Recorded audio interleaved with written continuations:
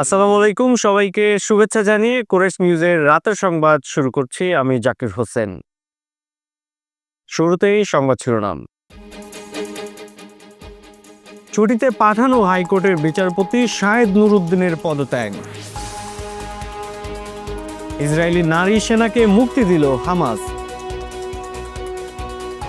ক্রিকেটারদের নিয়ে রাজশাহী কর্তৃপক্ষের তুচ্ছ তাচ্ছিল্য এবং বন্ধ হচ্ছে ৫৬ বছরের ঐতিহ্যবাহী মধুমিতা হল। এবার বিস্তারিত। শুরুতেই জাতীয় প্রসঙ্গ। সমসাময়িক সময়ে চলছে রাজনৈতিক দলগুলোর পরস্পর বিরোধী বক্তব্য। বিএনপি ও বৈষম্য বিরোধী ছাত্র আন্দোলনের নেতৃবৃন্দের পরস্পর বিরোধী বক্তব্য ছিল চোখে পড়ার মতো। কারো মতে, মুক্ত গণতন্ত্রের চর্চা থেকেই রাজনৈতিক দলের সূচনা হতে পারে। মতনৈক্যের ব্যবধানের মাধ্যমেও তা সম্ভব বলে মনে করছেন অনেকেই। নগরবাসীর ভাবনায় ইসরাফিল ফকিরকে সাথে নিয়ে সেই প্রশ্নের উত্তর খুঁজেছেন রফিকুল ইসলাম। আজ সৃষ্টি সুখের উল্লাসে মোর চোখ হাসে, মোর মুখ হাসে, মোর টক বগিয়ে খুন হাসে, আজ সৃষ্টি সুখের উল্লাসে। দর্শক, কুরাশ নিউজের পর্দায় আমাদের নিয়মিত আয়োজন নগরবাসীর ভাবনাতে সবাইকে স্বাগতম। সাথে আছি আমি রফিকুল ইসলাম। নাটক দেখানোর জন্য নাকি দেখানোর জন্য নাটক, নাকি সত্যি তৈরি হয়েছে কোনো মতানৈক্য? বৈষম্য বিরোধী ছাত্র আন্দোলনের নেতা ও বিএনপি নেতাদের পরস্পর বিরোধী মন্তব্যে মুখরিত বেশ কিছুদিন। আজকের নগরবাসীর ভাবনা অনুষ্ঠানে জেনে নিব তাদের এই বক্তব্যের মন্তব্য। কি ভাবছেন নগরবাসীরা? বিরোধী যে মন্তব্য চলছে, তো আপনার মতে আসলে এটা কি? এটা কি সত্যি লোক দেখানো নাকি মতানৈক্যের সৃষ্টি হয়েছে? আসলে বেসিক্যালি এখানে বৈষম্য বিরোধী ছাত্র আন্দোলনের কথা যদি বলি এবং বিএনপি নেতৃবৃন্দ যারা কথা বলতেছেন যে তাদের ভিতরে যে মতামতটা হচ্ছে, এখানে বেসিক্যালি বৈষম্য বিরোধী ছাত্র আন্দোলন চাচ্ছে একটা নতুন রাজনৈতিক কোনো দলের সূচনা হোক তাদের মাধ্যমে। এই ক্ষেত্রে এই ক্ষেত্রে অবশ্যই তারা চাবে যে তাদের তাদের দলকে আগায় রাখার জন্য আহ বিএনপি সহ অন্যান্য যে দলগুলো আছে তাদের মতামত মতামত গুলা যাতে হচ্ছে তাদের তাদের যে হচ্ছে জায়গাটা আছে সেটা যাতে উপরের জায়গাতে থাকে জনগণের কাছে, সেজন্য তারা হয়তো বিভিন্ন সময় বিভিন্ন মন্তব্য করছে। অপরদিকে হচ্ছে আপনার বিএনপি রাজনৈতিক মতাদর্শের কথা যদি বলি, তারা হচ্ছে আপনার প্রায় ১৫ থেকে ১৬ বছর অপারেশনের শিকার। তাদের নেতৃবৃন্দ নানান ধরনের হচ্ছে আপনার নির্যাতন, ষড়যন্ত্র এগুলোর মধ্য থেকে গেছে। এখন তারা যে বৈষম্য বিরোধী ছাত্র আন্দোলনকে হচ্ছে দমায় রাখতে যাচ্ছে এরকম না, তারা তাদের নিজেদের নিজেদের যে ভ্যালুটা আছে এটা জনগণের কাছে উপস্থাপন করার জন্য তারাও হচ্ছে পাল্টা হয়তো কোনো মন্তব্য করছে। এগুলার ক্ষেত্রে আমি মনে করি না যে হচ্ছে কোনো মতানৈক্যের সৃষ্টি হচ্ছে। মূলত এটা তাদের পাবলিক যে একটা সিম্প্যাথি বা পাবলিক যে একটা জনমত তৈরি করা, এটার জন্য মূলত হতে পারে আমার বলে মনে হয়। প্রথমে যে সমস্যাগুলো হচ্ছিল, প্রথমে আমরা দেখছিলাম ১৯৭১-কে মুছে দেওয়ার চেষ্টা করছিল।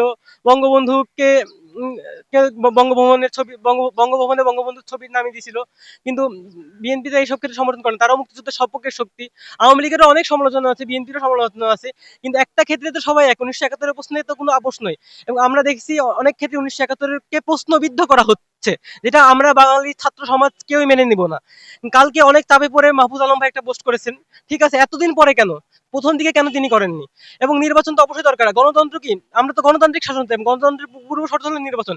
এবং তারও বড় একটি পূর্ব শর্ত হলো যোগ্য বিরোধী দল।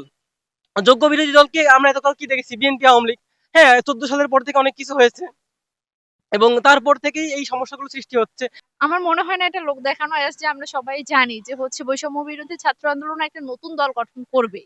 তো সেই জায়গা থেকে যদি আমরা চিন্তা করি, তো আমার মনে হয় না যে এটা শুধুমাত্র লোক দেখানো, এটা অবশ্যই তাদের মতাদর্শের ভিন্নতা থাকতেই পারে। আমার মতে এটাই। আপনি কি ভাবছেন? আমি আসলে ওইটাই ভাবতেছি। কারণ হচ্ছে আসলে এখন এই প্রেক্ষাপটে, কারণ দেশে যেহেতু আমাদের ল অ্যান্ড অর্ডার ঠিক মতো কাজ করতেছে না, এই সময় আসলে লোক দেখানো কিছু করার মতো মানে আমার মনে হয় না তাদের মেন্টালিটি থাকতে পারে। আমার মনে হয় এটা অ্যাকচুয়ালি এরকম কিছু একটা হচ্ছে আর কি দেশে, যে ওদের মধ্যে যেটা ওদের মানে সংঘর্ষ সৃষ্টি করছে আর কি। বিএনপি এবং বৈষম্য বিরোধী ছাত্র আন্দোলনের যে নেতাদের মধ্যে মানে মতানৈক্য, এটা মানে সুস্পষ্ট।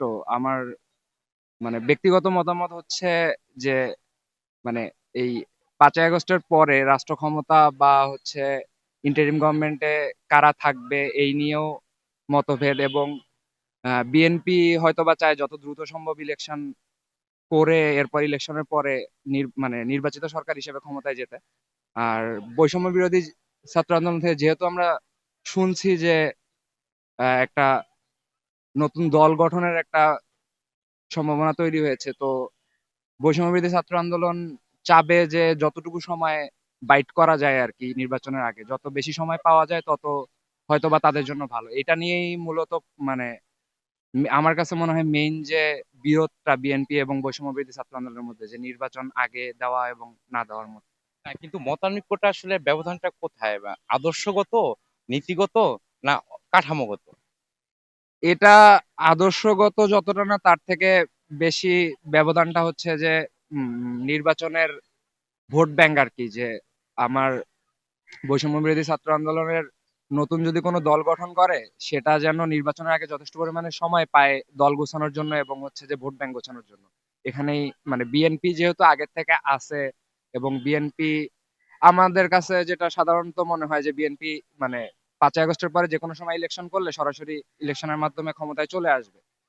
তো এখানে বিরোধী যে মানে বিরোধী দল তৈরি করার যে প্রসেসটা, সেটা জামাত, বৈষম্য বিরোধী এবং অন্যান্য যে সংগঠন গুলা আছে, এরা সময়টা চাচ্ছে যে তাদের যেন মানে নির্বাচনে সময় পাওয়ার জন্য আর কি, নিজেদের ঘোষণার জন্য সময়টা দরকার।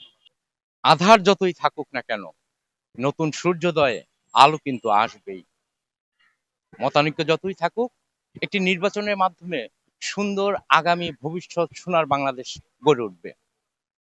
আর সেই লক্ষ্যেই নগরবাসীর ভাবনায় ফুটে উঠেছে সাধারণের মন্তব্য। প্রত্যেকেই চাচ্ছেন দেশের শান্তি শৃঙ্খলা ফিরিয়ে আসুক।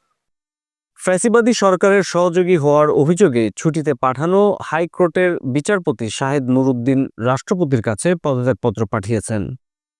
বৃহস্পতিবার সুপ্রিম কোর্ট প্রশাসন গণমাধ্যমকে বিষয়টি নিশ্চিত করেন। বিচারপতি শাহেদ নুরুদ্দিন প্রধান বিচারপতির মাধ্যমে নিজ স্বাক্ষরযুক্ত পদত্যাগপত্র রাষ্ট্রপতির কাছে পাঠান। প্রধান বিচারপতির নেতৃত্বাধীন সুপ্রিম জুডিশিয়াল কাউন্সিলে তার বিরুদ্ধে ওঠা অভিযোগের অনুসন্ধান চলমান রয়েছে। গেল বছরের 16 অক্টোবর শেখ হাসিনা সরকারের দোসর হিসেবে কাজ করার অভিযোগ ওঠায় 12 বিচারপতিকে ছুটিতে পাঠান প্রধান বিচারপতি সৈয়দ রেফাত আহমেদ। বিগত সরকারের আমলে অবৈধভাবে চাকরিচ্যুত পুলিশ সদস্যদের পুনর্বহালের দাবিতে আবারও আন্দোলনে নেমেছেন তারা। বৃহস্পতিবার সকালে চাকরিচ্যুত পুলিশ সদস্যরা একটি পদযাত্রা বের করেন। পদযাত্রাটি ঢাকা বিশ্ববিদ্যালয় এলাকা থেকে সচিবালয়ে গিয়ে শেষ হয়। সেই আন্দোলনের সবশেষ পরিস্থিতি সহকর্মী ইস্টাফিল ফকিরকে সঙ্গে নিয়ে আমি কভার করেছিলাম। কুরাশ নিউজে সবাইকে স্বাগত জানাচ্ছি, আমি জাকির হোসেন। দর্শক, আমরা এই মুহূর্তে আছি সচিবালয়ের সামনে। স্বৈরাচারী সরকারের আমলে, অর্থাৎ আওয়ামী লীগ সরকারের আমলে যে সকল পুলিশ সদস্যরা মূলত চাকরি হারিয়েছিল এবং ষড়যন্ত্রের শিকার হয়েছিল, তারা তাদের চাকরি পুনর্বহালের জন্য মূলত আজকে সচিবালয়ের সামনে তারা অবস্থান নিয়েছে। এবং স্বৈরাচারী সরকারের যে দোসররা পুলিশে এখনো পর্যন্ত কর্মরত আছে, মূলত তাদেরকে অপসারণ করার জন্য একটি দাবি তারা মূলত এখানে করছে বলে এখানে তারা আজকে অবস্থান নিয়েছে। দর্শক, তাহলে জেনে নেই আসলে তাদের দাবি কি, মূলত এই বিষয়গুলো আমরা আজকে জেনে নিই। আমি 89 সালে চাকরিতে যোগদান করি। 96 সালে জাতীয় নির্বাচনে আমি সেন্টারের মধ্যে, আমার দায়িত্ব ছিল ওই সেন্টারে আমি এক যুবলীগের ছেলের গায়ে হাত দিছি। এটি হলো আমার জীবনের অন্যায়, এছাড়া আমার কোনো অন্যায় আমি দেখি নাই। তখন আমার অ্যাবসেন্ট করে রাখা 97 সালে আমার চাকরি থেকে বড় বহিষ্কার করে।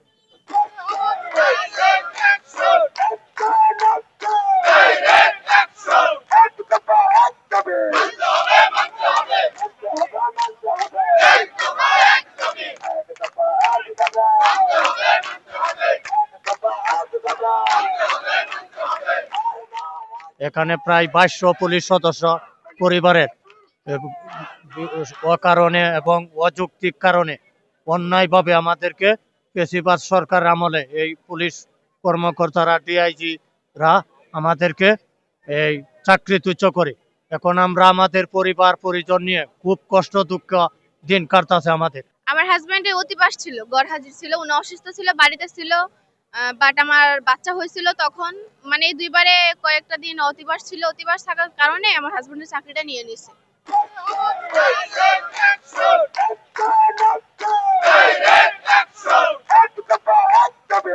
দর্শক, সচিবালয়ের সামনে অবস্থানরত যে সাবেক পুলিশ কর্মকর্তা বা কর্মচারীরা রয়েছেন, তারা মূলত বলেছেন যে তাদের চাকরিতে পূর্ণবহাল না হলে তারা এই রাস্তা থেকে বা এই বিক্ষোভ থেকে তারা সরবে না।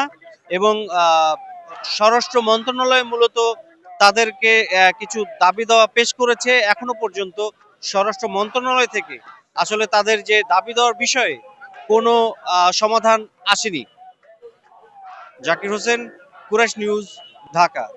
স্বাধীনতা, সাম্য ও সম্প্রীতির জন্য কবিতা এই প্রতিপাদ্যকে সামনে রেখে আগামী 1 ও 2 ফেব্রুয়ারি ঢাকা বিশ্ববিদ্যালয়ের কেন্দ্রীয় লাইব্রেরির চত্বরে অনুষ্ঠিত হতে যাচ্ছে জাতীয় কবিতা উৎসব 2025।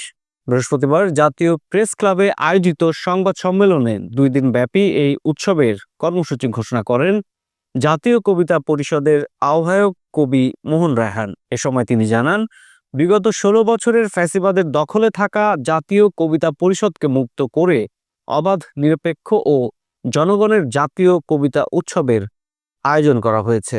এবারের আমাদের স্লোগান স্বাধীনতা, সাম্য, সম্প্রীতির জন্য কবিতা। কেন স্বাধীনতা, কেন সাম্য, কেন সম্প্রীতি? কারণ বিগত 16 বছর এই দেশে একটা ফ্যাসিস্ট কর্তৃত্ববাদী সরকার, খুনি শেখ হাসিনা ক্ষমতায় ছিল এবং মানুষের বাক, ব্যক্তি, সংবাদপত্রের লেখার সৃজনশীলতার কণ্ঠকে সে রোধ করেছিল। মানুষের অধিকারকে কেড়ে নিয়েছিল, ভোটের অধিকার কেড়ে নিয়েছিল। এই জুলাই অভ্যুত্থানের মধ্য দিয়ে শেখ হাসিনার পতনের পরে যে নতুন পরিস্থিতি, সেই পরিস্থিতি এবং আমাদের মুক্তিযুদ্ধের স্লোগান ছিল সাম্য, মানবিক মর্যাদা, সামাজিক ন্যায় বিচার। আমরা এই দেশে সাম্য প্রতিষ্ঠা করতে চাই, মানুষের অধিকার প্রতিষ্ঠা করতে চাই। এবারে জেলা সংবাদ।